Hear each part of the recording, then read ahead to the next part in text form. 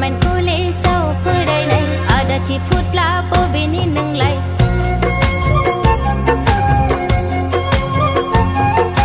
government कलेजाव फरायनाय आदाथि फुथ्ला बबेनि नोंलाय गोदै गोदै रावजों गलिग्रा दा सानदों आंखौ आदा गब्ला सिख्ला फोथायनायावब्ला नों फाखा गब्ला लाजिनोबोथ' रोंखाला दासान नागै बिदि नों दासान आंनि अननायखौ नंखाय नों दासान दासान नागै बिदि नों दासान आंनि अननायखौ नंखाय नों दासान सेंग्रा गोसो रायदावखागोन ना सिखोला नुलाय दावखागोन ना है है सेंग्रा गोसो रायदावखागोन ना सिखोला नुब्ला